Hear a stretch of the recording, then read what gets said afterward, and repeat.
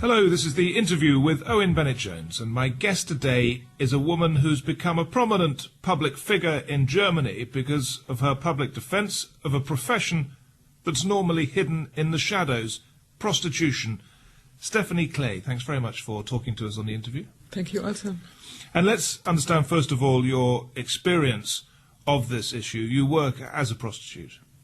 Yes, this is true. I'm starting with the job long years before, and I have a lot of experience in the different part of prostitution, not only working at the streets or in the bars, and also in small flats. We call this Wohnungsprostitution, prostitution in a flat. And you've been doing this for how many years, would you say? This means you want to know my age? Not really. I don't know when you started. But I started in relation to my colleagues late. I was in the middle of the 20s, and I did it not permanent for the whole year. I made it, for example, some months, then stopped, did other things, and then go back to the prostitution. But I did it nearly 30 years. Why did you decide in your middle 20s to do that? I was in the situation as a student together with other students, and we said we must make own experience. What does it mean to work as a nurse? What does it mean to work as a cleaner? And one of these colleagues said, we also must see what is a job as a sex worker. And I learned to know a sex worker, and she arranged that we could go with her to the bar. And I thought, okay, it looks very easy to sit at the bar, to drink. There was a nice music, there was nice people around, there was a little bit dancing. Nothing should be bad. Of course, I had this meaning of the society in my head, which said, oh, it's forbidden, oh, it's bad, or you are a bitch, and all these things. But I felt there was also adventure, there was some which makes me to look more inside. And then I get the offer to make sex with a man. It was very easy. I got money, and I saw it's a good job. It's not so like the society thinks about it. Sexuality is very important for people, and for some men and also women, it's not possible to have this sexuality in a private life and without paying for it. Tell us about your family then. What was your background? I have a family. I was living in a small village, and I was grown up in a safe and calm situation, maybe also a little bit conservative. And of course, like most of the other sex workers, I didn't talk with my parents and my family about this job. I hid it. And because I was a little bit older, I left my family house. I was living in another town. I was living with my own money in my own flat. So it was easy to do it without telling my parents about it. So your parents would have been appalled, ashamed by what you'd done? No, I couldn't tell it exactly because it's long ago, and I never talked with my parents about it. There are several situations while I felt that they must know it. For example, there was a discussion in the TV, and I discussed later on with my parents and take the point of the sex workers. Or I became political and started to work with Hydra. This is a counseling organization here in Berlin. And they said, why you are working there and why you are so engaged, what is the real reason? And I said, yes, there is a discriminated group and they didn't have the same rights, but they also felt there must be more. I'm ashamed today that I didn't talk open with them, because I lost a chance to tell them why I did it, and also to see what they're really thinking about it. And they've died, have they? Yeah. Yeah. This is the reason I'm too late.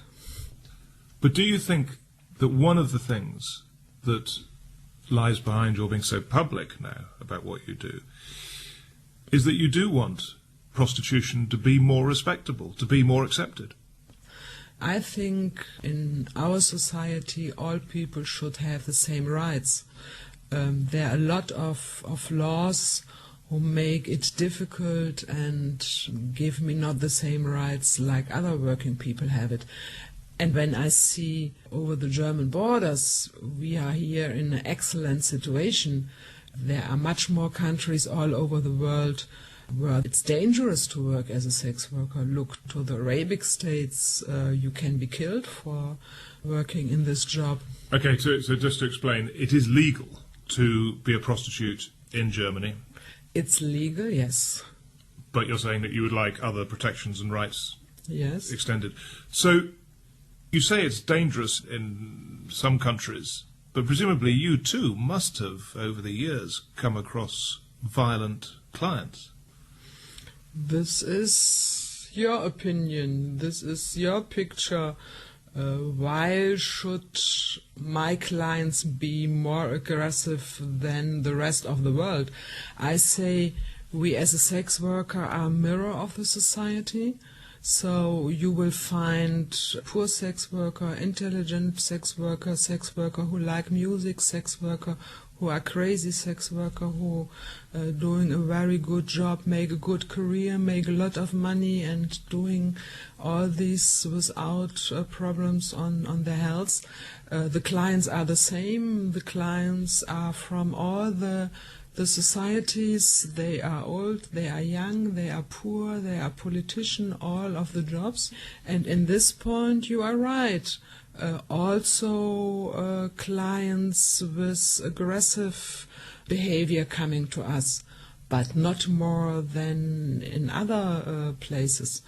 And this is very important to check a client who may be aggressive or violent, and then you must make the cut, and then you must say no. Right, and does that often happen to you? I really have one situation with a client. Today I can laugh about it. Nothing happened, but I felt not really good in the situation. It was a client whom I know. I went to him at home, so I know his place. I know him for several times. There was nothing which gives me the feeling something could happen, but in this date he had drunk a little bit, and maybe something in his private life happened, so he wanted to force me to make more sex than we arranged. And I said, no, and then we begin to discuss. I was without my clothes, and then he threw me out of the flat. Oh gosh, so you're on the street? No, it was not on the street, it was in a big house. Right. And of course I was confused, and of course I was afraid, and I thought, what can I do? But he opened the door and let me come in, and he gave me the clothes. He took the money away from me, and I left the flat, and okay, it takes some hours to get calm and to think about it. Later on, I said this was a good situation to change also something in the politician, because I went to the court and claimed him. And you took him to court? Of course. I went to the court. There was a group helping me. There was a very good lawyer, and we win the court case. Well, and basically your complaint was that he took your money. I mean, he'd paid you and then took your money or something? Yeah. And under the former law, I didn't have the right to get my money. I see. Like a gambling debt in some countries, it's not enforceable. Yeah. Yes. And this court case made clear that I have the right for the money for whom I was working. But are you telling me that in all the years, and you've said you've been doing this, I think, for nearly 30 years, that is the worst case of violence or threatened violence that you've ever come across? Yeah, it's true. I think many people would find that surprising. Of course, it means what is your definition of violence? When there is a client who grabs me and I said, oh please, this is too much, make it softer. Okay. And a part of prostitution is also, together with the violence, all the sadomaso area. I'm talking with a client and we both agree that he could hurt me. Right, it's sadomasochism. And yeah, but that's a different thing in a way, because that's by agreement. All what you do in the prostitution should be based on agreement. Before you work with a client, you have to talk about his wishes, about what you offer him, and about the money. This is the first and the most important thing. The money? No, talking about the basics. Is it demeaning to sell your body for sex? I'm not selling my body. This is not true. I'm the owner of the body, and I be the owner of the body till I'm dying. I make an arrangement about sexual services. I'm giving him kisses, I'm giving a massage, or I get a massage. We make sex in different forms. There is the talking about the money in relation to the time. So when you say, I make sex with you for 15 minutes, this costs you 50 euro. There is not much time to do other things like you arranged. This is sex, not more. Then the time is over. But what about this, that you have taken this decision? You're obviously a highly capable woman, you've got it all organised. You're in control, by the sounds of it, of your own life. Many people who are prostitutes are not in that situation. They may be trafficked. They are clearly victims. It seems there's a big difference between your situation and theirs.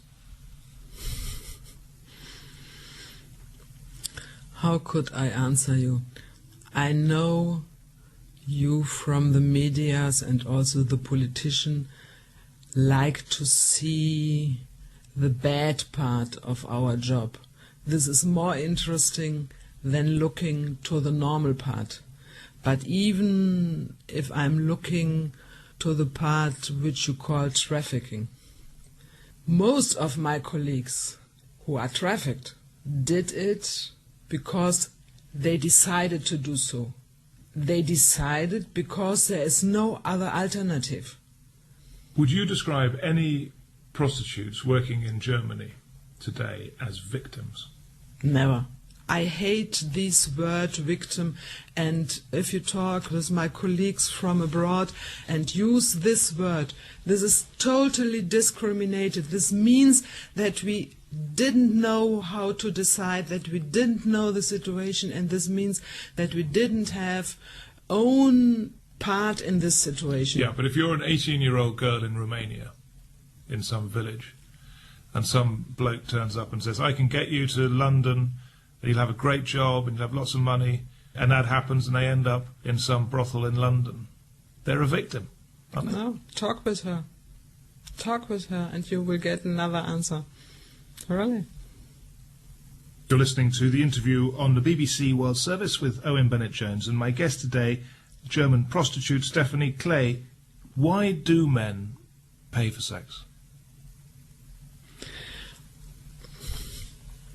I think we pay for all the things which we like to have. We pay for the haircutter, we pay for massage, we pay for food. And to be together with a partner, to feel the skin and to feel the warmth is very important. Most of the people don't want to miss it. And because some couldn't find it in the private life and without money, they go to sex workers because you get it immediately. You have the feeling you need sex, you can satisfy it. A lot of different wishes. But why do men pay for sex more often than women? We have female clients, and we have also female sex worker working with female clients. I think it's a sign of financial power. The women in our society don't have so much money to spend for sexuality. They earn less money, and of course men in our society are educated and the society agrees that it goes to the brother. We as women get the education that sexuality should be in connection with love and in a beloved couple. When you see that the father is going with the son in a brothel so that he makes his first sexual experience, mothers are not doing this with his daughters. With her daughter. And when a woman says that sex should be within a marriage, a loving marriage, do you think they're wrong? No, it's not my duty to say wrong or not wrong. I think we should have a free society and everyone should decide for him or herself. I think it's not a must to live in a marriage. It's not a must to be a couple, and there is not a must to be together with one partner for a long time and have a family. The reality is that we are sexual people and we like to change. Right, so and, yeah, go on. And I think prostitution has nothing to do with love and has nothing to do with the real love feeling between people. It is a service. So can you combine what you do with being in love with somebody? I did. Was it a stress, a tension? Did you find that difficult? It depends on the partner. I made different experience. For example, I learned a partner in the prostitution. He was my client. We are fallen in love and changed our relationship. And of course, he had to accept my job while I have to accept that he was a former client. And this gives us the opportunity to discuss a lot and very open. And this was a very good relationship. And another example was I was fallen in love with somebody who has only the view of prostitution from outside without own experience. And in the first time he had a lot of question, and during the relationship it gets more and more to problems because he couldn't believe me. When I said, I make sex with you because I love you, and there is a difference to the sex which I make with a client, it gets more and more difficult for him to believe it. Well, jealousy is a very deep feeling, isn't it? It is, of course. So where does jealousy fit in with your work? Because you must make many women jealous. Really? Why? Well, because you're sleeping with their men. But there is no need to be jealous. because I didn't take the man away. I only want to spend some time with him, and I want their money. I never want to take the men away from the women, never. Now, many people listening to this will object to what you do. So I'm going to run through some of the main objections to what you do and see what you think of them. First of all, many religious people will disagree with what you do because they think it is sinful. What would you say to them?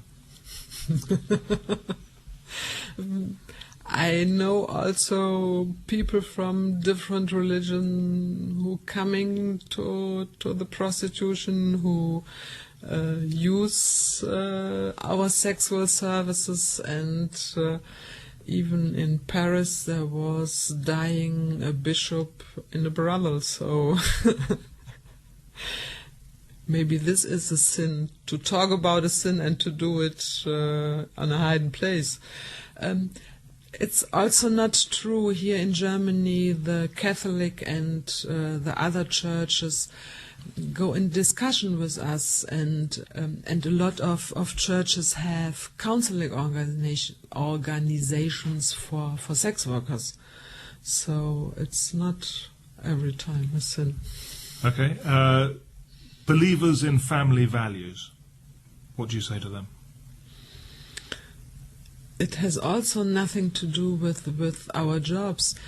We have also very high values, and there are a lot of sex workers who are good mothers, good women, and why is this not... Okay, well, here's a question then. Would you say that the typical case of a mother who's working maybe part-time as a sex worker, would she typically want her daughter to follow her profession? This is a point we discussed so many times, and all the sex workers say, of course not. My daughter or my son should choose another job. And then we came to the conclusion, okay, we should give our children a lot of opportunities. And so if they really choose the sex work, they should get a good education in this. And yet that would seem to me to be a slight weakness in your argument, because lawyers would encourage their sons and daughters to be lawyers and doctors and so on. And yet you're saying, while you'd accept a child's decision, you wouldn't probably encourage it.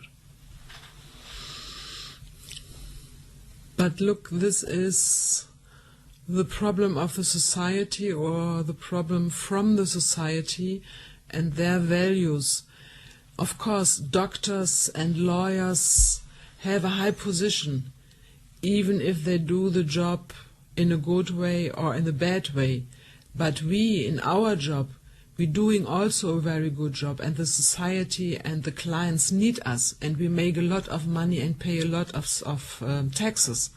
But we don't have the respect. And this makes it very difficult to say, okay, when I make the career as a sex worker, maybe I build up a good brothel. I should be proud when my daughter takes the brothel and makes the brothel in the second generation. But because the society is so bad with us and say we are the last dust, dirty, and all these things, and even bad words they use, it makes me so difficult to be proud and to give the proudness to my children. So how does this work? If you went to a party with people you didn't know, and they say, as they probably do, what do you do? Would you say, I'm a sex worker? No, in the normal situation, even if I'm in a pub or if I'm with people sitting on a table in a restaurant and they asking me this question, I don't answer them. Not to hide myself, I made the experience when I tell the reality that I'm working as a sex worker, a big discussion begins, and this I don't want. I want to go to a party to have a party and not to discuss every time this theme. I'm not a sex worker 24 hours. Will you ever retire? I plan for get money for my old ages, but maybe this has nothing to do. I say I'm working till I die, maybe as a sex worker. And if you were to start over all over again, I'll take you back to your mid-20s, would you do it again? Of course. Even during my professional time, I did other jobs, but every time came back to work as a sex worker.